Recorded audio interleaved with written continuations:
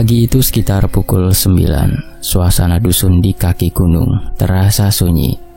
Hanya sesekali terdengar kicauan burung yang menyelingi kesunyian. Sebuah sepeda motor matic berwarna merah melaju pelan di jalan berbatu menuju sebuah padepokan sederhana yang tersembunyi di balik rimbunan bambu.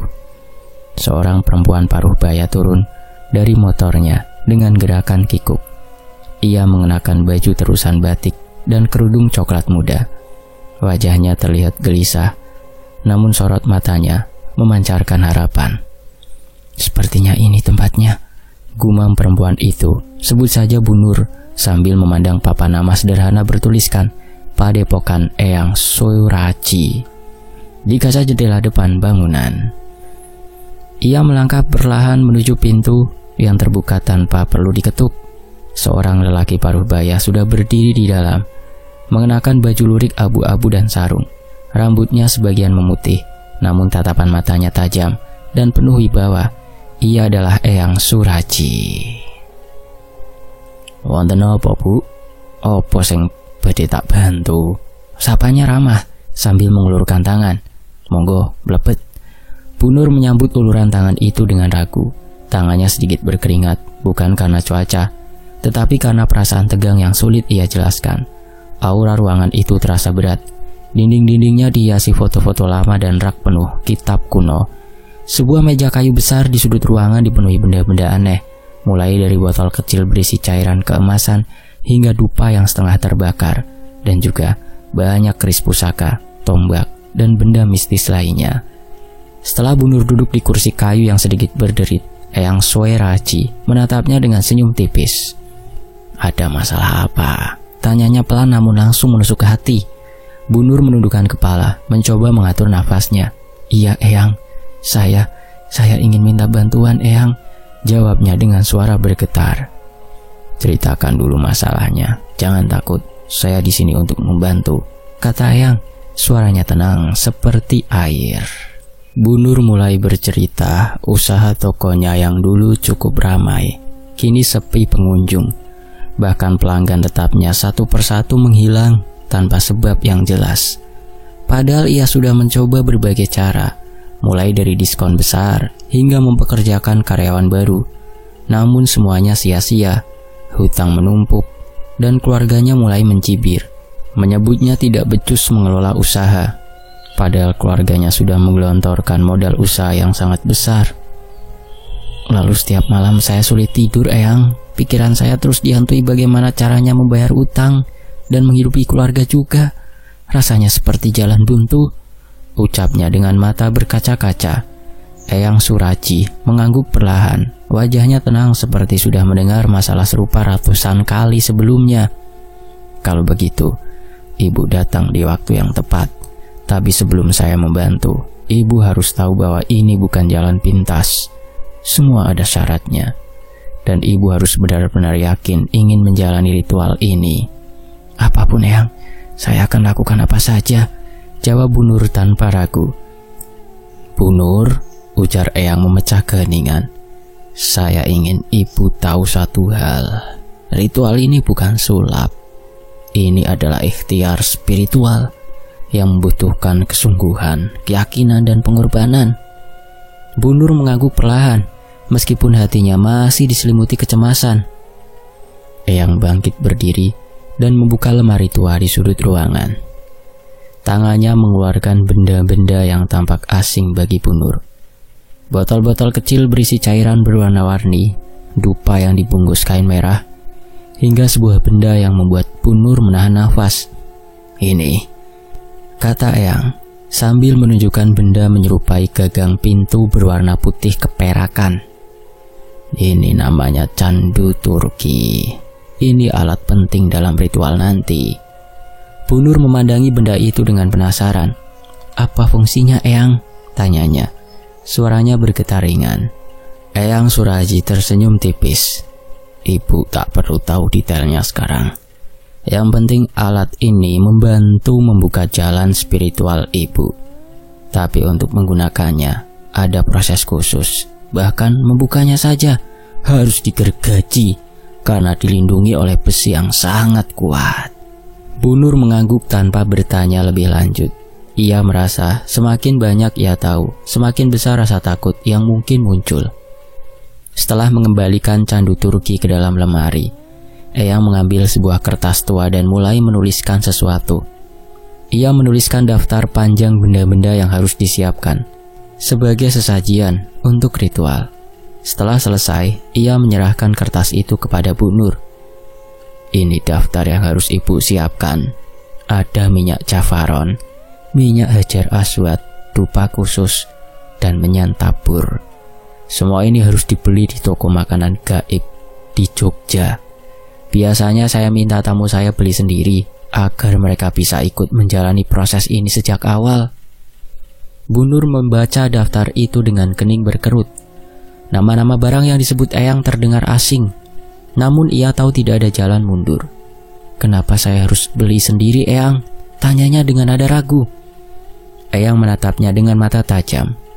Karena ini bagian dari pengorbanan dan niat. Jika ibu hanya pasrah tanpa berusaha, ritual ini tak akan berhasil. Mereka yang serius pasti mau menjalani prosesnya, betapapun sulitnya itu. Bu Nur mengangguk dengan mantap. Meski hatinya bergolak memikirkan perjalanan ke Jogja, ia paham bahwa ini adalah ujian awal. Kira-kira berapa biaya semua ini, Eyang? Tanya Bu Nur, suaranya lirih. Ya, sekitar 4,5 juta. Kalau ibu tidak mampu, sebaiknya jangan mulai ritual ini ya. Karena perjalanan spiritual seperti ini memerlukan ketulusan, bukan sekedar keinginan dan pengorbanan yang besar. Jawab Eyang dengan nada datar namun penuh makna. Bu Nur menarik nafas panjang. Ia tahu uang sebanyak itu akan menguras tabungannya, tapi pikirannya kembali melayang ke toko sepi, utang yang menumpuk, dan pandangan penuh kecewa dari keluarganya. Dengan keyakinan yang mulai tumbuh, ia berkata, "Saya akan siapkan semuanya, Eyang." Bagus, Bu Nur. Jika ibu sudah siap dengan sesajian ini, kita akan melanjutkan ke tahap berikutnya nanti. Ingat, ini baru langkah awal, dan jalan di depan masih panjang. Bu Nur mengangguk dan berdiri dengan langkah berat. Kertas daftar itu digenggamnya erat, seolah menjadi tiket menuju harapan terakhirnya. Meski perasaan takut dan ragu masih menyelimuti hatinya, Bu Nur tahu ia harus melangkah maju. Langit Jogja memayungi jalan-jalan bersih yang penuh hiruk pikuk. Namun di sudut kota yang lebih sepi, sebuah toko tua berdiri dengan papan nama sederhana, toko makanan gaib. Huruf-hurufnya terbuat dari kayu berwarna kusam, tampak seperti tidak pernah diperbaiki selama bertahun-tahun. Dari petunjuk Eyang Suraji, alamat yang tepat, Bu Nur pun memarkir sepeda motornya. Bu Nur pun memberhentikan tukang becak di depan toko itu. "Pak, stop Pak, di sini." Jantungnya berdegup cepat. Sejak keluar dari padepokan Eyang Suraji, pikirannya tak berhenti memutar kemungkinan-kemungkinan yang membuatnya semakin gelisah. Ia mencoba memperkuat tekad hatinya, menenangkan hati sebelum melangkah masuk ke dalam toko yang tampak suram itu, namun sedikit penuh cahaya. Begitu memasuki toko, udara dingin langsung menyentuh kulitnya. Meski di luar hari cukup panas, di dalam bau wangi dupa yang tajam bercampur aroma minyak atsiri memenuhi ruangan. Rak-rak kayu yang penuh dengan botol-botol kecil, bungkusan kain, dan benda-benda aneh menyambut pandangannya. "Sugeng rawuh," seorang suara pria tua terdengar dari balik meja kasir. Pria itu mengenakan baju hitam dengan sorban kecil di lehernya. Matanya tajam, seperti menusuk langsung ke hati Bu Nur. Pak, saya mencari barang-barang ini," kata Bu Nur, menyerahkan kertas daftar yang diberikan Eyang Suraji. Pria tua itu membaca daftar itu dengan seksama, lalu mengangguk kecil. "Semuanya ada. Tunggu sebentar, nggih," ujarnya singkat kemudian menghilang ke ruang belakang. Bu Nur berdiri sendirian di depan meja kasir, mencoba mengalihkan perhatian dengan mengamati barang-barang di sekitarnya. Namun ada sesuatu tentang tempat ini yang membuatnya merasa diawasi. Tak lama, pria tua itu kembali dengan sebuah keranjang kecil yang berisi botol-botol minyak jafaron, minyak hajar aswad, dupa khusus yang terbungkus kain merah. Di atasnya menyantabur berwarna keabu-abuan, terbungkus plastik, candu Turki. Ini barang yang ibu butuhkan, katanya sambil meletakkan keranjang di meja. Tapi sebelum saya serahkan, saya harus memberitahu sesuatu. Bu Nur meneguk ludah, merasa suasana semakin berat. Apa itu, Pak? Pria tua itu menatapnya dalam-dalam. Barang-barang ini bukan sekedar benda biasa. Ritual yang akan ibu jalani akan mengikat. Sekali memulai, tak ada jalan untuk mundur. Jika hati ibu tidak benar-benar yakin, lebih baik tinggalkan sekarang juga. Kata-kata pria itu seperti petir yang menyambar hati Bu Nur. Ia terdiam beberapa saat, mencoba mencerna peringatan itu. Tapi sudah sampai di sini, Pak. Niat saya sudah bulat. Usaha saya sedang terpuruk. Ini satu-satunya jalan yang akan saya tempuh dan yang saya tahu, jawabnya dengan suara pelan namun tegas. Pria itu mengangguk tipis, seolah-olah sudah mendengar jawaban yang sama ratusan kali sebelumnya. Baiklah, tapi ingat kata-kata saya ya. Segala sesuatu ada konsekuensinya. Setelah membayar barang-barang itu, Bu Nur keluar dari toko dengan perasaan campur aduk. Di satu sisi peringatan pria tua tadi mengguncang keyakinannya, membuat hatinya ragu. Namun di sisi lain, bayangan toko yang kembali ramai dan utang yang terbayar menjadi dorongan yang terlalu besar untuk diabaikan. Dalam perjalanan pulang ke Madiun, Bu Nur berbisik pada dirinya sendiri. Ini bukan tentang keinginan, ini tentang kebutuhan. Aku harus melakukannya. Ia tahu langkahnya menuju ritual bersama Eyang Suraji kini tak bisa lagi dihentikan. Tapi di sudut hatinya yang terdalam, suara kecil terus bertanya, apa sebenarnya akibat yang dimaksud oleh pria itu? Sementara itu, langit mulai gelap ketika Bu Nur tiba kembali di padepokan Eyang Suraji. Dengan hati-hati, ia membawa kantong berisi sesajian yang baru dibelinya dari Jogja. Perjalanan panjang membuat tubuhnya lelah, namun tekadnya tetap kuat.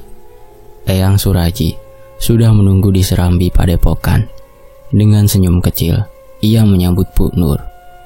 Bagus, Nur, semua yang diperlukan sudah lengkap. Tanyanya sambil menerima kantong yang diberikan.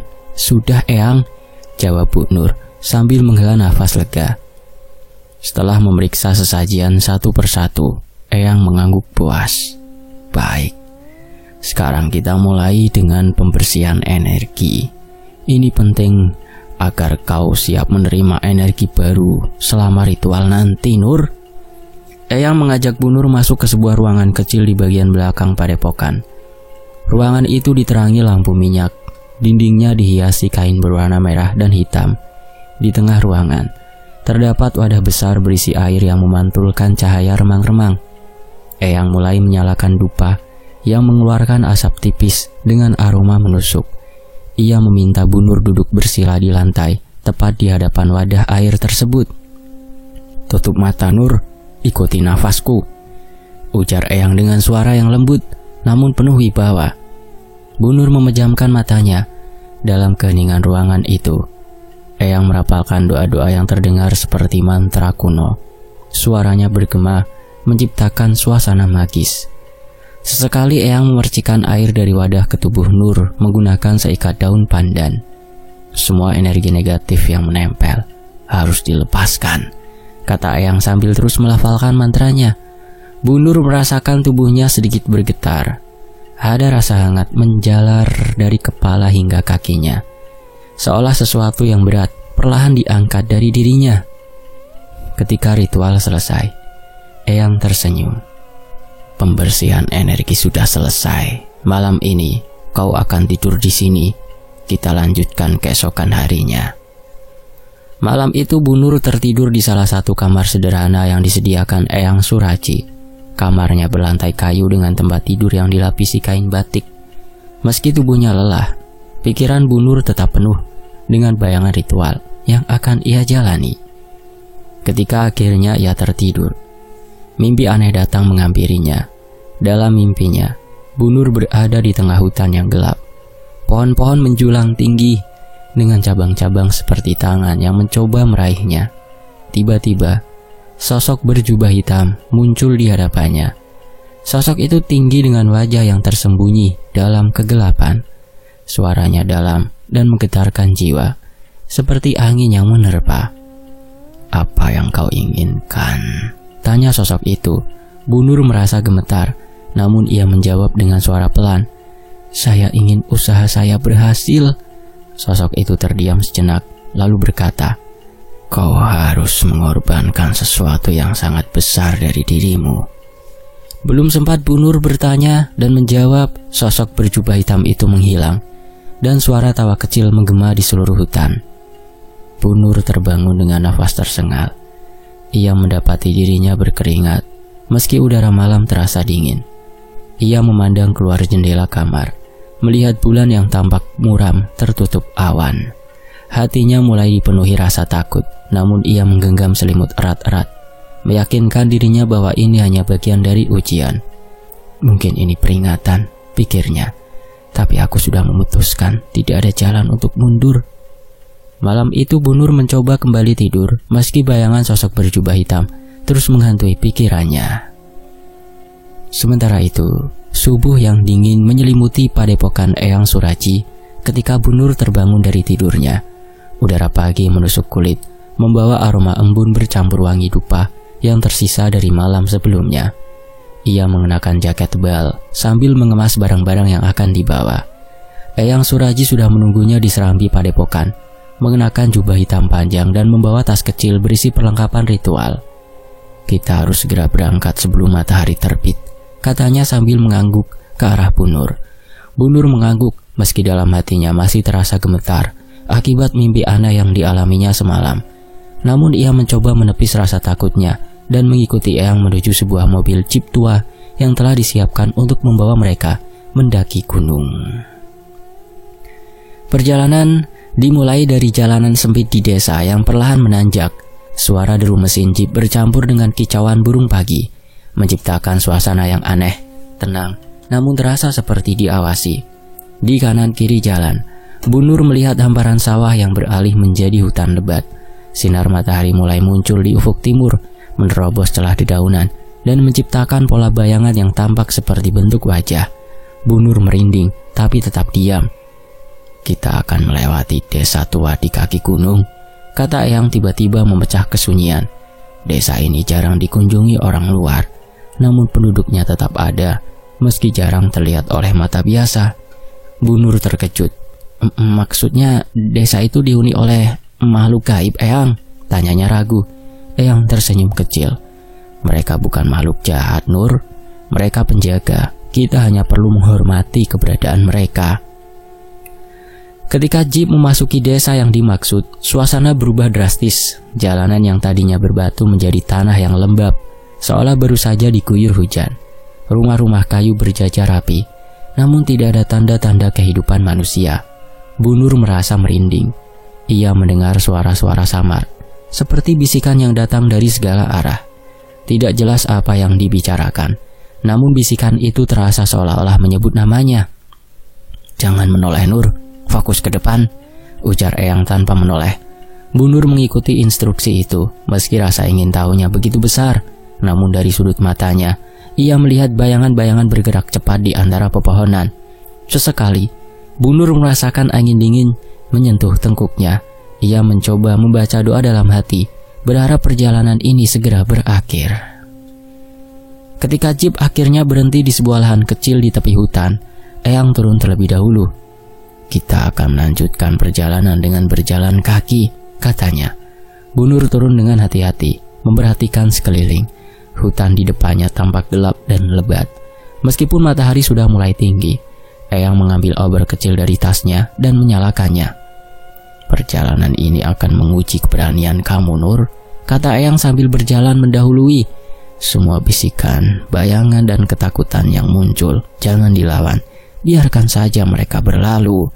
Bu Nur mengangguk pelan dan mengikuti Eyang masuk ke dalam hutan. Dengan setiap langkah yang diambilnya, rasa takut dan ragu sempat menguasai pikirannya, perlahan tergantikan oleh tekad kuat.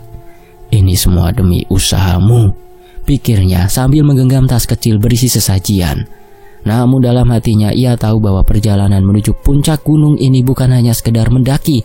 ini adalah ujian spiritual yang akan menentukan nasibnya. Setelah perjalanan mendaki yang melelahkan, Bu Nur dan Eyang Suraji tiba di sebuah area terbuka yang dikelilingi pepohonan rimbun. Di tengah area itu terdapat sebuah sendang, kolam kecil dengan air yang begitu jernih hingga dasar bebatuannya terlihat jelas. Udara di sekitar terasa lebih dingin dengan aroma tanah basah dan bunga hutan yang samar tercium. "Ini dia, Sendang Kamulyan," kata Eyang sambil menunjuk kolam itu. "Di sini, kau harus membersihkan diri sebelum kita melanjutkan ritual. Air sendang ini sudah diberkahi oleh para penjaga tempat ini. Energinya akan membersihkan jiwa dan raga dari segala hal negatif." Bu Nur memandang kolam itu dengan perasaan campur aduk. Airnya memang terlihat tenang, tetapi ada sesuatu yang membuatnya merasa cemas. Seolah-olah sendang itu menyimpan sesuatu yang tak kasat mata. Eyang Suraji membuka tas kecil yang dibawanya dan mengeluarkan sebotol minyak hajar aswad, sebuah benda kecil yang memancarkan aroma khas yang tajam dan menusuk. "Gunakan ini setelah membasuh tubuh dengan air sendang," katanya sambil menyerahkan botol itu pada Bu Nur. "Kau harus mandi dengan hati yang bersih dan pikiran yang fokus, Nur," lanjut Eyang. "Bayangkan segala beban dan energi negatif yang selama ini mengikatmu larut bersama air yang mengalir dari tubuh." Bu Nur mengangguk pelan. Ia menggulung lengan bajunya, melepas alas kaki dan mendekati sendang dengan hati-hati. Ketika kakinya menyentuh air sendang, Bu Nur merasakan sensasi dingin yang menusuk hingga ke tulang. Ia menghela nafas dalam-dalam dan perlahan menundukkan tubuhnya, membasuh muka dan tangannya dengan air yang terasa berbeda, dingin tetapi sangat menenangkan. Yang dibasuh muka, yang tenang kok hati. Setelah beberapa saat, ia membuka botol minyak hajar aswad dan meneteskan sedikit di telapak tangannya. Aroma yang kuat menyeruak, membuat Bu Nur hampir tersedak. Tetapi ia memaksakan diri untuk tetap tenang. Dengan gerakan perlahan, ia mengoleskan minyak itu di dahinya, leher, dan kedua pergelangan tangannya. Ketika prosesi selesai, Bu Nur berdiri di tepi sendang, merasakan angin dingin yang tiba-tiba berhembus lembut. Namun, angin itu membawa sesuatu yang aneh. Bisikan-bisikan samar mulai terdengar, seolah berasal dari dalam air sendang. Suara itu memanggil dirinya. Bu Nur menoleh ke arah Eyang yang tampak berdiri tenang di sisi sendang sambil menatapnya. Eyang, saya dengar suara," ucapnya ragu. "Itu wajar," jawab Eyang sambil tersenyum tipis. "Sendang ini bukan hanya membersihkan tubuh, tetapi juga membuka mata batin. Apa yang kau dengar adalah bagian dari proses. Jangan takut, Nur." Namun bisikan itu semakin jelas. Kata-kata tak beraturan mulai terdengar, seperti percakapan dari dunia lain. Suara tawa kecil, tangisan, dan bahkan teriakan samar terdengar di telinga Nur, membuat bulu kuduknya meremang. Ia mencoba memejamkan mata dan membaca doa dalam hati, seperti yang diajarkan Eyang sebelumnya. Setelah beberapa saat, bisikan itu mereda, meskipun bayangannya masih mengusik pikirannya. Setelah mandi, Bu Nur merasa tubuhnya lebih ringan, tetapi pikirannya dipenuhi pertanyaan. Apa sebenarnya yang ia alami di sendang itu? Apakah bisikan tadi sebuah pertanda? Eyang Suraji menghampirinya dan menepuk bahunya pelan. "Perjalanan ini tidak mudah, Nur," katanya. "Tapi yakinlah, setiap langkah yang kau ambil akan membawa kau lebih dekat pada tujuan." Bu Nur mengangguk, mencoba meneguhkan hatinya. Ia tahu bahwa perjalanan ini baru permulaan. Ritual di puncak gunung masih menanti, dan ia harus siap menghadapi apapun yang akan terjadi. Di lain tempat, langit mulai memerah ketika Bu Nur dan Eyang Suraji akhirnya tiba di puncak gunung. Meski matahari baru saja terbit, udara di sekitar terasa dingin, menusuk kulit dengan aroma dupa samar yang entah datang dari mana. Di depan mereka terdapat batu besar berbentuk seperti altar alami, tempat untuk meletakkan persembahan, diapit oleh pepohonan lebat yang berbisik lirih ditiup angin. "Di sini tempatnya," kata Eyang dengan nada khidmat. "Nur, sekarang waktunya kita memulai ritual." Eyang membuka kain selempang yang ia bawa, mengeluarkan botol minyak Javaron, dupa, dan sesajian yang Bu Nur beli sebelumnya. Ia menyusun benda-benda itu dengan teliti di atas altar batu, menciptakan formasi yang tampak simbolis.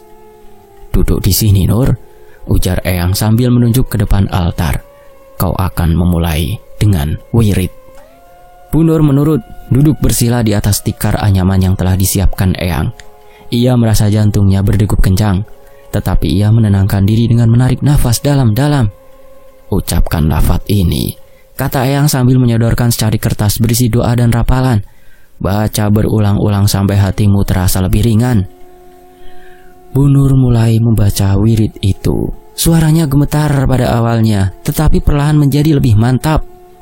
Kata-kata dari kertas itu terdengar asing di telinganya, tetapi ada sesuatu yang membuatnya merasa tenggelam dalam ritme. Seiring waktu, udara di sekitar terasa berubah. Angin yang tadinya lembut kini bertiup kencang, membuat dedaunan bergemerisik seperti suara desiran. Langit yang sebelumnya cerah tiba-tiba menjadi gelap, seolah-olah awan hitam berkumpul di atas puncak gunung.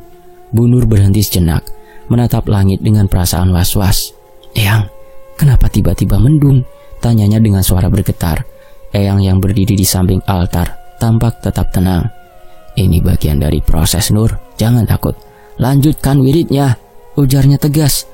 Bu Nur kembali membaca wirid, tetapi kali ini suasana jauh lebih mencekam. Dari sudut matanya, ia melihat sesuatu bergerak di antara pepohonan di kejauhan. Awalnya ia mengira itu bayangan, tetapi semakin lama, sosok itu menjadi semakin jelas. Sebuah bayangan besar muncul, mengenakan jubah hitam yang menjuntai hingga menyentuh tanah.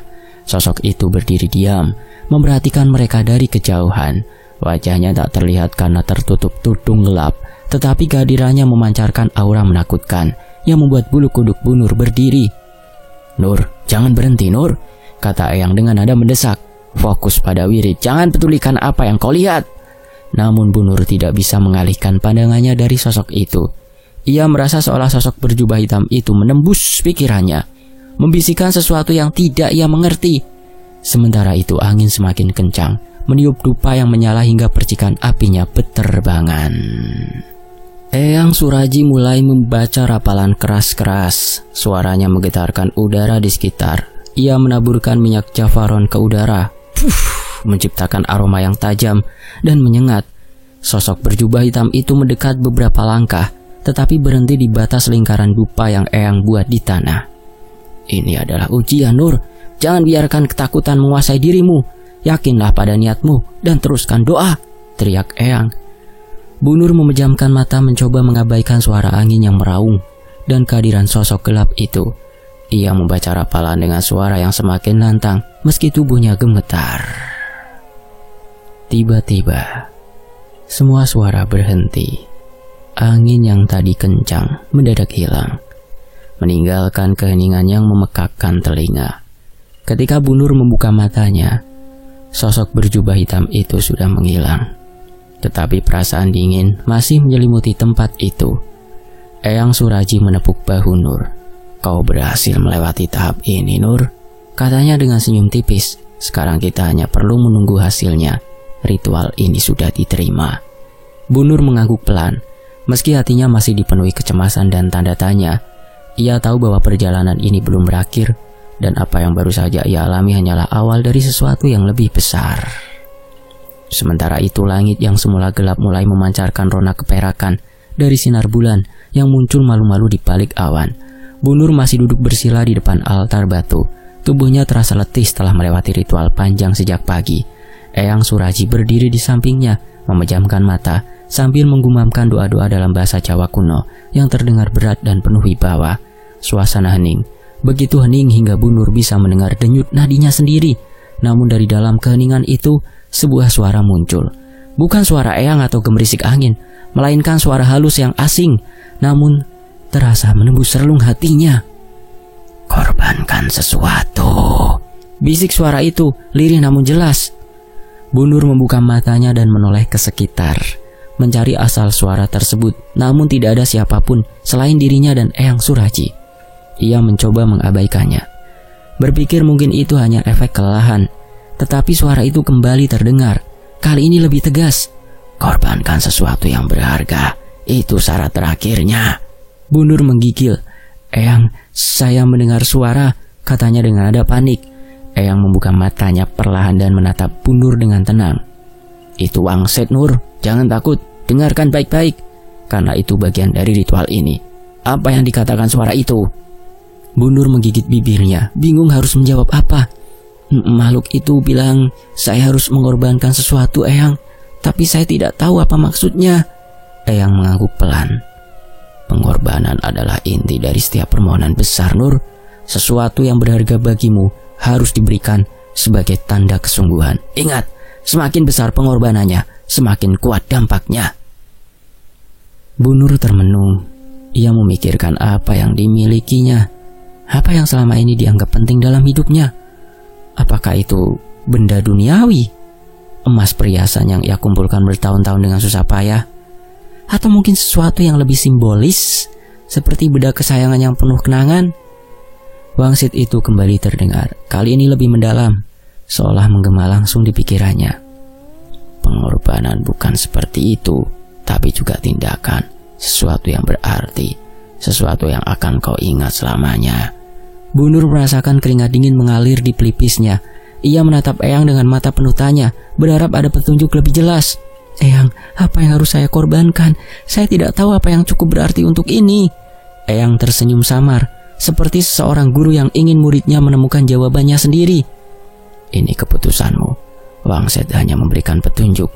Apa yang paling penting bagimu, apa yang akan membuatmu merasa benar-benar kehilangan, itulah jawabannya. Bu Nur duduk terdiam. Pikirannya berputar-putar mencari jawaban. Ia teringat pada gelang emas yang selalu ia pakai, hadiah dari almarhum suaminya. Gelang itu adalah satu-satunya benda yang ia anggap sebagai kenangan paling berharga. Namun, mengorbankan gelang itu berarti menghapus bagian penting dari hidupnya. Dan tiba-tiba, bayangan anak-anaknya melintas di pikirannya.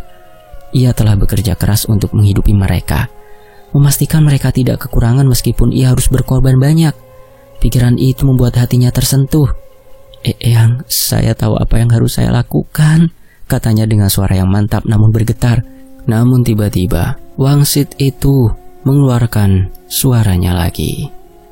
Tangkap burung yang ada di sebelahmu, patahkan lehernya dengan tanganmu, dan persembahkan untukku. Bu Nur pun langsung menangkap burung itu dan langsung melakukan apa yang disuruh oleh suara Wangsit itu. Pengorbananmu diterima. Bersiaplah untuk menghadapi perubahan. Yang dia korbankan adalah jiwa membunuh dan menyerahkan jiwa kepada makhluk pemberi kekayaan. Bu Nur merasa tubuhnya merinding, tetapi ada perasaan yang perlahan muncul di dalam hatinya. Ia tahu, apapun yang terjadi selanjutnya, ia telah menyerahkan sesuatu yang benar-benar berharga demi harapannya. Eyang Suraji menutup ritual, menguji energi yang telah dilepaskan selama proses tersebut. Di sisi lain, Bu Nur melangkah pelan memasuki padepokan. Tubuhnya lelah setelah perjalanan panjang. Turun dari gunung itu, bau dupa yang menyengat memenuhi ruangan, menambah suasana mistis yang melingkupi tempat itu. Eyang Suraji duduk bersila di balai-balai bambu, memandang Nur dengan senyum tipis yang seolah menyeratkan pemahaman mendalam. Apa yang kau lakukan? Memotong leher burung yang ada di gunung itu dan mempersembahkannya di altar. Itu adalah sebuah simbol. Ketika kau pulang, jangan kaget. Minum teh ini dulu untuk menenangkan pikiran. Bu Nur menuruti, namun dia penuh dengan tanda tanya. Akan ada apa di rumahnya? Saya masih belum sepenuhnya memahami tentang pengorbanan yang diminta.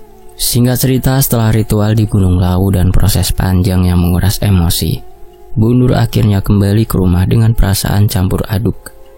Namun ia segera menyadari bahwa perubahan nyata mulai terjadi pada tokonya. Hari pertama setelah Bu Nur membuka tokonya kembali, suasananya terasa berbeda. Pelanggan datang silih berganti sejak pagi. Mereka memuji produk-produk di toko Bu Nur, mulai dari bahan makanan hingga peralatan rumah tangga. Bu, tepung di sini kenapa lebih bagus ya dibanding toko lain? Kayak ada yang beda gitu, ujar seorang pelanggan sambil tersenyum. Bu Nur hanya mengangguk, membalas dengan senyum tipis. Dalam hatinya, ia bersyukur sekaligus bingung. Tidak ada yang berubah dari produk yang ia jual. Namun pelanggan tampak lebih tertarik dari biasanya. Omset hari itu melonjak tajam. Jumlah uang di laci kasir terus bertambah, seakan tak ada habisnya. Malamnya, saat menghitung pendapatan, Bu Nur terperangah. Hasilnya hampir 3 kali lipat dari biasanya. Namun, kebahagiaan itu tidak berlangsung lama. Beberapa hari setelah toko Bu Nur mulai ramai, ia mulai merasakan keanehan. Setiap kali sendirian di toko, ia sering mendengar suara-suara aneh. Suara lirih itu terdengar, seolah berasal dari sudut ruangan yang gelap. Bu Nur menoleh cepat, namun tidak ada siapa-siapa di sana. Ia mencoba mengabaikannya, menganggap itu hanya perasaannya saja.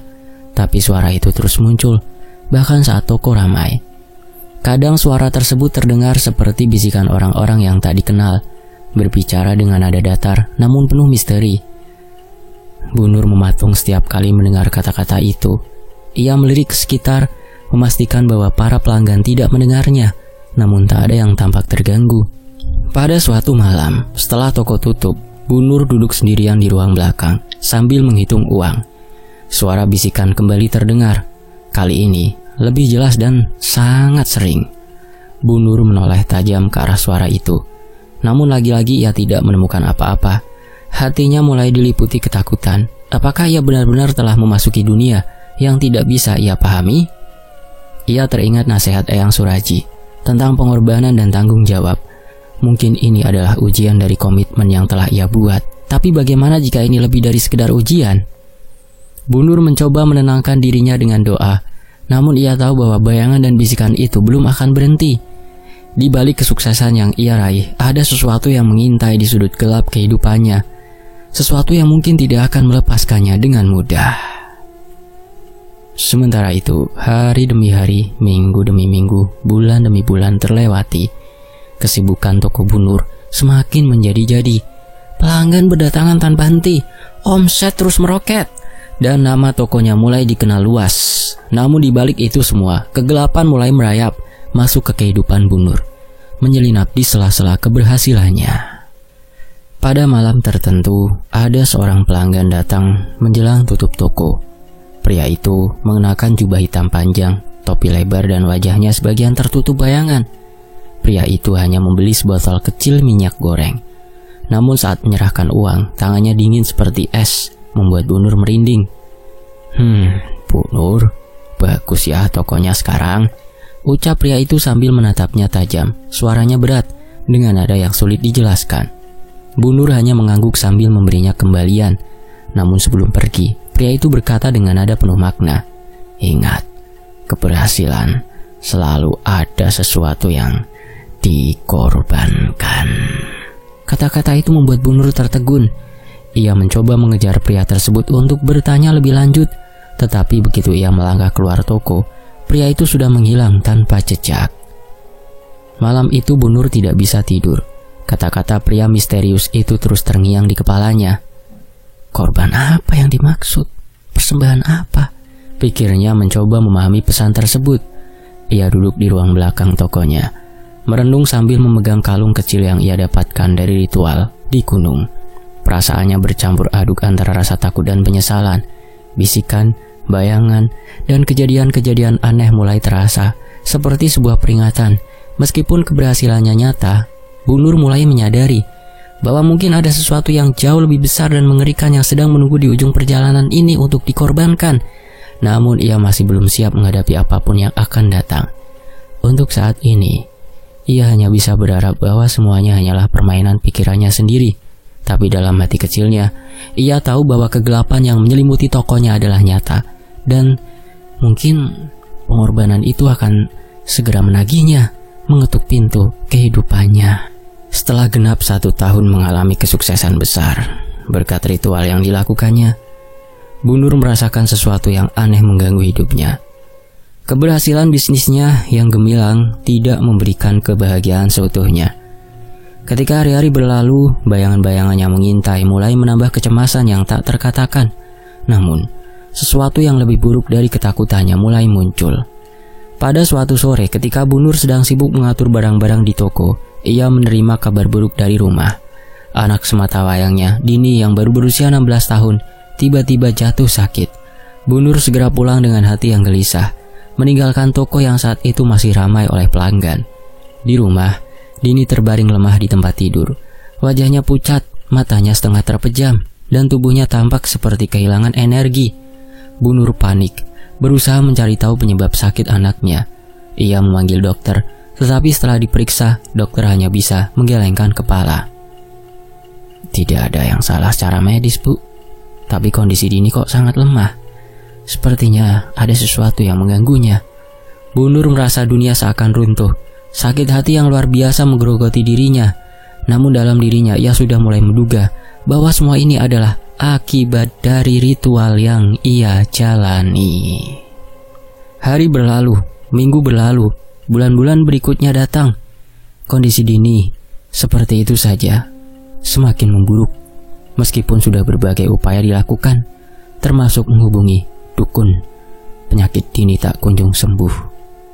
Bu Nur merasa seperti terjebak dalam lingkaran setan yang tidak bisa ia hindari. Ia tak tahu harus berbuat apa lagi. Sementara itu, tokonya semakin sukses, omsetnya selalu naik, berjalan beriringan dengan sakitnya Dini yang tak kunjung sembuh. Malam itu, setelah memeriksa kondisi Dini dan menyuapinya air dengan sendok supaya tubuhnya bisa diberi air, Bu Nur duduk terdiam di ruang tamu rumahnya, menatap kosong ke arah foto anaknya yang masih sehat. Tubuhnya gemetar, air mata tak berhenti mengalir. Ia teringat akan peringatan yang pernah disampaikan pria misterius. Keberhasilan selalu ada tagihannya. Setiap kata itu kini seperti terngiang di telinganya, seakan berbicara langsung dalam jiwanya yang hancur. Bu Nur merasa seolah-olah ritual itu telah menyeretnya ke dalam sebuah permainan berbahaya dengan sesuatu yang harus dibayar sangat mahal. Ketika ia menatap ruang kosong di sekitar rumah, angin malah menyapu, membawa bisikan yang tidak bisa ia hindari. Suara itu semakin nyata, semakin jelas, seperti sebuah kutukan yang tak bisa ia hindari. Ini adalah akibat dari jalan yang ia pilih. Keberhasilannya yang datang begitu cepat ternyata harus dibayar dengan sakit anaknya yang menahun. Tidak ada lagi kebahagiaan yang bisa ia raih. Hanya rasa bersalah yang mencekam, menuntut pertanggungjawaban. Demikianlah akhir tragis dari sebuah ritual pesugihan yang dilakukan oleh Bu Nur. Semoga ada jalan keluar. Sampai jumpa di kisah lainnya. Tetap di Tony FS.